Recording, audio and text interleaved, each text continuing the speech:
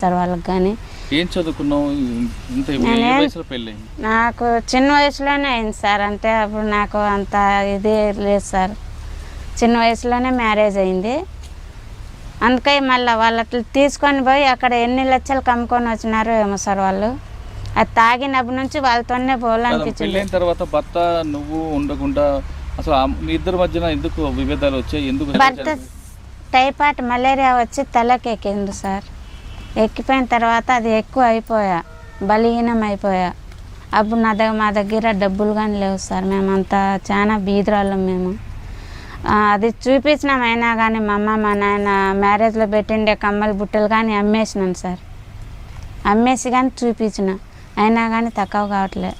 దాంట్లో అట్లా ఇదే ఒక వారం పిలుచుకొని పోకుండా అది ఎక్కువ అయిపోయి జ్వరము తలనొప్పికి ఎక్కువ అయిపోతానే మళ్ళీ ఇప్పుడు మన దగ్గర ఉంటే చూపించేకి, మన దగ్గర లేని మనం ఎట్లా చూపించేది సార్. చూపించే మళ్ళీ అట్లా బాగలేక అట్లా ఉండి ఎక్కువ అయిపోయి చనిపోయిండు.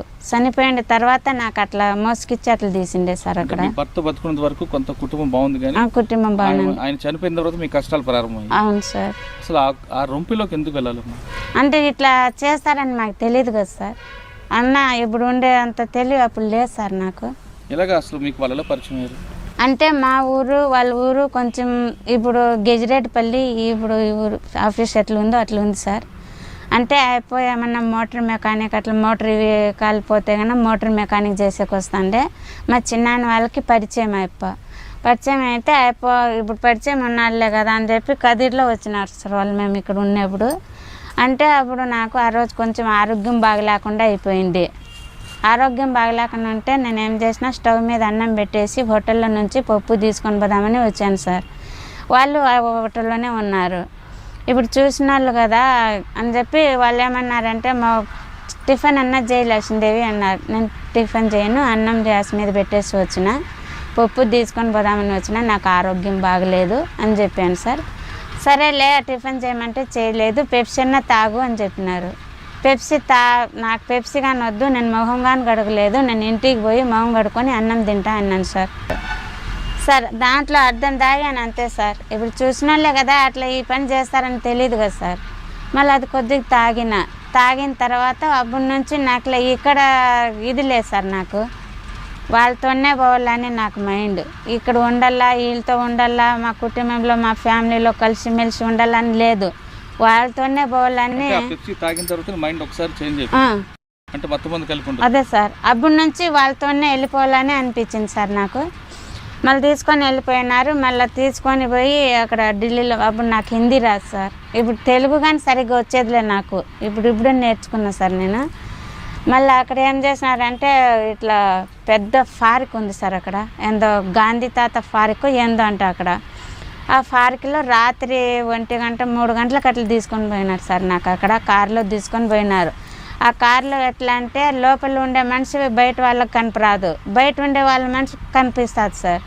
అట్లా దానిలో తీసుకొని పోయినారు వాళ్ళు. ఇప్పుడు నాకు ఇక్కడ నుంచి పిలుచుకొని పోయినారే, వాళ్ళు ఇద్దరు ఆటో తీసుకున్నారు.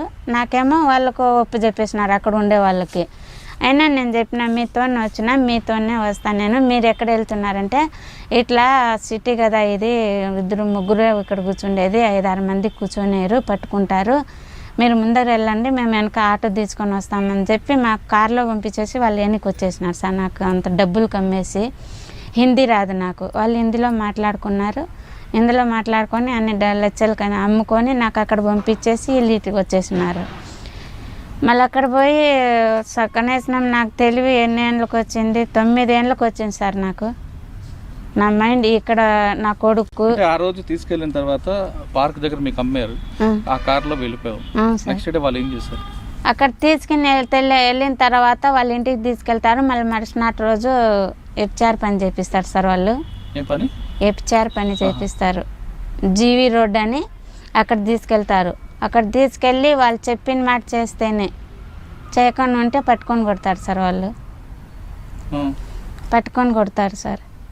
పట్టుకొని కొట్టిన అదే సార్ ఫస్ట్ రోజు నేను పోమని చెప్పినారు సార్ వాళ్ళు. నేను పోను అన్నా. ఎందుకు పోవు అన్నారు. నాకు నచ్చలే, నేను పోను అన్నా. నువ్వు ఎందుకుగా పోవు అని చెప్పి ఫస్ట్ లోపల రూమ్లో పిలుచుకొని పోయి పట్టుకొని కొట్టినారు. ఇక్కడ కొట్టి కానీ ఇది ఉంది చూడు సార్. సరేలే అని చెప్పి మళ్ళీ నేను భయపడిపోయినా సార్. మీరు ఏమన్నా చేయండి, నేను మాత్రం పోను అని చెప్పి కూర్చున్నా.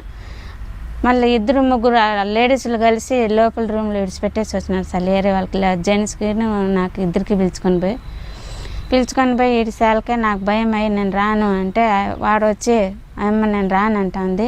అంటే మళ్ళీ వచ్చి కొట్టింది సార్ అమ్మ. కొట్టిన తర్వాత ఏమన్నా చేయి, నేను మాత్రం పోను, నాకు నచ్చలేదు ఈ అలవాటు అని చెప్పిన. నీ పని చేస్తే నీకు బిర్యానీ పంపిస్తాను మీ ఊరికి, లేకుంటే నేను పంపాను, నేను కరెంట్కి ఇచ్చి చంపేస్తా అని చెప్పింది సార్. భయపడిచ్చింది. సరేలేని నాకు అప్పుడు కనీసం మీ ఇక్కడ చుట్టుపక్కల ఊర్లే నాకు తెలిసేది సార్, అంత దూరం నాకు తెలీదు. నేను చదువుకొని కానీ చదువుకోలే. మళ్ళీ అక్కడ తీసుకొని పోయి అట్లా అన్నీ చేస్తా అంటే నేను మా ఊరికి పంపించాలా అంటే మీ ఊరికి ఎందుకు పంపిస్తాము, వాళ్ళు ఎన్ని డబ్బులు తీసుకొని పోయింటే ఆ డబ్బులు అంతా తీరిపోయేంత వరకు మేము పంపించము అన్నారు. అంటే వాళ్ళతో మాట్లాడుకోండి, మాతో ఏం సంబంధము, మేము తీసుకోలేదు కదా, మేము తినలేదు కదా, మాకు ఊరికనే ఎందుకు ఎంసీ పెడుతున్నారంటే వాళ్ళు తీసుకొని పోయినారు కదా, వాళ్ళకి మీరు అడగల, మేము ఎందుకు అడుగుతామని మమ్మల్ని పట్టుకొని కొట్టినారు సార్ వాళ్ళు. సరేలే అని చెప్పి అట్లా 10 ఏళ్ళు చేయించినారు సార్. అక్కడ కొట్టిపించుకొని తిట్టిపించుకొని కంటికి నిద్ర లేక ఆడంటే కనీసం బొక్క పడిపోయినా కానీ చూపించరు సార్ వాళ్ళు. టయానికి నిద్ర ఉండదు, అన్నం ఉండదు. రాత్రి 3 గంటలకు పెడితే మళ్ళీ రాత్రికి 3 గంటల అన్నము పెట్టేది, అది అంతంత పెడతారు సార్. అది ఢిల్లీలో మీరు ఉన్న టైంలో మీ దగ్గర రకరకాల కస్టమర్లు వస్తుంటారు. అంటే ఒక కొంతమంది మంచి వాళ్ళు ఉంటారు, కొంతమంది చెడ్డ వాళ్ళు ఉంటారు. కానీ ఎక్కువగా ఎటువంటి వాళ్ళు వస్తుంటారు? ఎక్కువ తాగిన వాళ్ళు వస్తారు సార్. తాగి వచ్చిన వాళ్ళు ఇప్పుడు వాళ్ళకు మనం మంచిగా ఇది చేస్తే బాగుంటుంది, లేదంటే మనం మంచిగా ఇది చేయకుండా ఉన్నామనుకో బయట పోయి వాళ్ళకి చెప్తారు మాకు మంచిగా ఇది చేయలేదు, లోపల వాళ్ళు మాకు ఇది చేస్తున్నారని. వాళ్ళు పోయి 1కి 2 చెప్తే మళ్ళీ వాళ్ళకి పట్టుకొని కొడతారు సార్ వాళ్ళు. ఎందుకుగా ఏంటిగా వాళ్ళు డబ్బులు ఇవ్వలేదా, ఇప్పించుకున్నాం కదా, వాళ్ళు మంచిగా చూసి పంపేలా అని చెప్పి పట్టుకొని కొడతారు సార్ వాళ్ళు. ఆ రోజు అన్నం కానీ పెట్టారు. అట్లే చాలా హింస పెట్టినారు సార్. తాగి వచ్చిన తర్వాత వాళ్ళు చాలా వికృతంగా రాక్షసంగా ప్రవర్తిస్తారు. అవును సార్. అంటే అంత రాక్షసంగా ఎలాగ వస్తుంది వాళ్ళు చెప్పొచ్చు కదా, మీరు వాళ్ళు వచ్చిన వాళ్ళు మగవాళ్ళు కాదు రాక్షసంగా ప్రవర్తిస్తారు. ఇప్పుడు మేము అట్లా చెప్తే వాళ్ళు పట్టుకొని కొడుతున్నారు కదా సార్. భరించుకోవాలా, వాళ్ళ లోపల ఏమి చేసినా మీరు భరించుకోవాలా, డబ్బులు ఇస్తాను లేదా మనకి అని అంటారు సార్. కొడతారు కూడా. అంటే మీకు మర్చిపోలేనిగా రాక్షసం ప్రవర్తించిన వ్యక్తులు ఎవరైనా గుర్తున్నారా? అంటే అక్కడ ఇప్పుడు నేను వచ్చి 3 ఏళ్ళు అయింది సార్. అంత టైంలో అంత ఇటువంటి మనిషి లేడు అన్న ప్రవర్తించే వాళ్ళు ఎవరున్నారా అంత రాక్షసం? అంటే ఇప్పుడు అంతగా గ్యాప్ ఉండదు సార్. చాలా రోజులు వచ్చేసి బాగా హింసించేవారు. అంత నేను చెప్తున్నాను కదా సార్, చాలా హింస పెట్టినారు సార్. అక్కడ అయితే కస్టమర్లు హింస పెట్టినారు, ఇక్కడ నుంచి పిలుచుకొని పోయే వాళ్ళు కానీ బాగా కొట్టినారు సార్ మాకు. తర్వాత ఎన్ని సంవత్సరాల తర్వాత నువ్వు తెలుగు నేర్చుకున్నావు? మళ్ళా 8 సంవత్సరాలకు అట్లా నేర్చుకున్నాను సార్. 8 సంవత్సరాలకు అట్లా నేర్చుకున్న తర్వాత మళ్ళీ నేను అడిగినాను సార్ ఇంటికి పోతాను అంటే. మళ్ళీ నేను అట్లా 8 సంవత్సరాలు ఒకే కంపెనీలో పనిచేస్తావా? అంటే పక్కన సార్. ఇప్పుడు లైన్గా ఉంటారు కదా సార్. ఇప్పుడు ఒకరోజు 1 నెల 3 నెల సంవత్సరం అట్లా నా దగ్గర, ఇంక వేరే వాళ్ళ దగ్గర 2 సంవత్సరాలు 3 సంవత్సరాలు, ఇంకా వేరే వాళ్ళ దగ్గర 1 సంవత్సరం 1.5 సంవత్సరం అట్లా పెడతారు సార్. అట్లా పెడతారు. అంటే ఒక్కొక్క రోజు సంవత్సరము 2 సంవత్సరము ఒక ఆమె దగ్గరే ఉంచారు సార్. ఇప్పుడు వాళ్ళు మెయింటైన్ చేస్తారు కదా సార్, వాళ్ళే చేంజ్ చేసుకుంటారు అన్నమాట. మరి 9 సంవత్సరాల తర్వాత మరి సొంత ఊరికి ఏ విధంగా వచ్చావు? మళ్ళీ అట్లా ఇప్పుడు వాళ్ళు పంపలేదని చెప్పి సార్, మళ్ళీ నాకు కనీసం నా సంతకం కానీ రాదు సార్. నేను చదువుకోలే. మళ్ళీ నేను కడప నుంచి ఒక అమ్మాయి, ఇక్కడ బెంగళూరు నుంచి ఒక అమ్మాయి, వాళ్ళిద్దరికీ పిలుచుకొని పొద్దున్నే 5 గంటలకు ఇక్కడ ట్రైన్ ఉంటుంది సార్. ఇప్పుడు ఆ ట్రైన్కి పోతే ఆడ పట్టేస్తారని చెప్పి ఆ పాపని వాళ్ళిద్దరికీ పిలుచుకొని బస్ స్టాండ్కి వెళ్ళిపోయినాం సార్. బస్ స్టాండ్కి మేము దిగే లోపల ఒక ఆటో ఆయప్ప వచ్చినాడు. ఆయప్పకి చెప్పినాం ఇట్లా మాకు చాలా హింస పెడుతున్నారు, మీకు కూతుర్లో చెల్లిలో ఎవరన్నా ఉంటారో మాకు ఇట్లా సహాయం చేయాలా, మాకు బస్ స్టాండ్లో అట్లా చేర్చేయమంటే బస్ స్టాండ్లో 5 గంటలకు చేర్చేసినారు సార్. చేసేసిన తర్వాత మళ్ళీ అక్కడక్కడే 2 రోజులు బాధపడినా సార్. మాకు దిక్కు తెలియదు కదా సార్. మేము అసలు అక్కడ నుంచి ఇంత దూరం రావాలంటే మాకు తెలియదు కదా. 3 అట్లా వాళ్ళమే. అక్కడే 3 రోజులు అక్కడే బాధపడినాం. ఆడే బస్సు ఎక్కేది, ఆడే దిగేది, ఆడే బస్సు ఎక్కేది, ఆడ కనీసం కంటికి నిద్రలే, అన్నంలే, 3 రోజులు అట్లే ఆడే బాధపడినాం. మళ్ళీ తర్వాత బస్సు ఎక్కినాం సార్. మళ్ళీ బస్సు ఎక్కి మళ్ళీ అడిగినాం వాళ్ళకి, అడిగితే ఇటు హైదరాబాద్ పోతుంది అన్నారు. సరేలే మన ఆంధ్రాలో పడిపోతే మళ్ళీ ఎట్లా అట్లా అవుతుంది అని చెప్పి. ఢిల్లీ నుంచి హైదరాబాద్ బస్సులు లేవి అక్కడగా సార్, ఇక్కడ హర్యానా, బీహార్, హర్యానా అని ఉంటుంది సార్. అవి దాటుకుంటే హైదరాబాద్ బస్సు వస్తుంది సార్ అక్కడ. మళ్ళీ అక్కడ నుంచి ఆ బస్సుకు వచ్చాకే మళ్ళీ హైదరాబాద్లో వచ్చేసినాం సార్. హైదరాబాద్ నుంచి ఇక్కడ వచ్చాక మా దగ్గర డబ్బులు లేవు సార్ మాకు. ఇప్పుడు ₹1 ఇయ్యరు మాకు. సంపాదన అంతా వాళ్ళే తీసుకుంటారు. మీకెందుకు ఇంకా ఈ సంపాదన, మేము ఇస్తున్నాం కదా, మేము చూస్తున్నాం కదా, మేము తినిపిస్తున్నాము, మీకెందుకు డబ్బులు అని చెప్పి మా చేతికి ₹1 ఇయ్యరు సార్ వాళ్ళు. మళ్ళీ తీసుకోకుండా మళ్ళీ అక్కడ నుంచి ఇప్పుడు హైదరాబాద్ నుంచి బెంగళూరుకి వచ్చాక మా దగ్గర ₹1 లేదు.